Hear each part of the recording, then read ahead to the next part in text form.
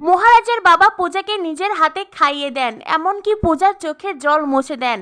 বিয়ের পরে এটাই হয়তো পূজার জীবনের সবচাইতে বড় প্রাপ্তি। বাবাকে হারিয়ে আবারও একজন বাবা পেয়েছে সে। এরপরেই পূজা আবারও ঘরে আসে, আর ঘরে এসে দেখে মহারাজ তখনও পড়ে পড়ে ঘুমাচ্ছে। পূজারিনী বলেন, এ কি রে বাবা, এখনও ঘুমাচ্ছেন? কাল রাতে এতটা নেশা করেছে যে এখনও তার রেশি কাটছে না। কিন্তু এত বেলা অবধি ওনাকে ঘুমাতে দিলে তো চলবে না, ওনাকে এবার ঘুম থেকে উঠতেই হবে। এরপরে পূজা কি করবে কিছুই ভেবে উঠতে পারছে না। মহারাজের মাথার কাছে রাখা আছে একটা বোতল, সেই বোতল খাটের সঙ্গে বারবার বাড়ি দিতে থাকে আর চিৎকার করে বলে, এই যে শুনছেন, এবার উঠুন, অনেক বেলা হয়েছে। কিন্তু মহারাজের তো কোনো হুঁশ নেই। পূজারিনী আবারও জোরে জোরে বাড়ি দেয়, তাতেও কোনো কাজ হয় না। পূজারিনী বুঝতেই পারছে না সে কি করবে। পূজা ক্লান্ত হয়ে মহারাজার পাশে বসে পড়ে, আর পূজার মুখটা ভার, সে কোনো কিছুতেই মহারাজকে ঘুম থেকে তুলতে পারছে না।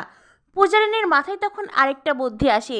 সে মহারাজের বিছানার চারপাশে মহারাজের কানের কাছে গিয়ে জোরে বাড়ি দিতে থাকে।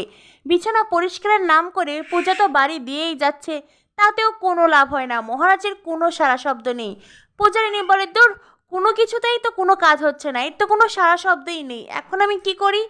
এই বলে পূজারিনী ভাবতে থাকে। তখন তার মাথায় আরেকটা আইডিয়া আসে। পূজারিনী শাড়ির আঁচল কোমরে বেঁধে নেয়, আর এরপরেই সে মনে মনে ভাবে তার গায়ে যত শক্তি আছে সেটা দিয়ে মহারাজের পিঠের ওপরে একটা থাবা দিবে। কিন্তু তখনই মহারাজের ঘুম ভেঙে যায়, আর অমনি পূজারিনী তাল সামলাতে না পেরে পড়ে যায়। তখনই একটা রোমান্টিক দৃশ্যের সৃষ্টি হয়। মহারাজ আর পূজারিনী একে অপরের দিকে মুগ্ধ হয়ে তাকিয়ে আছে।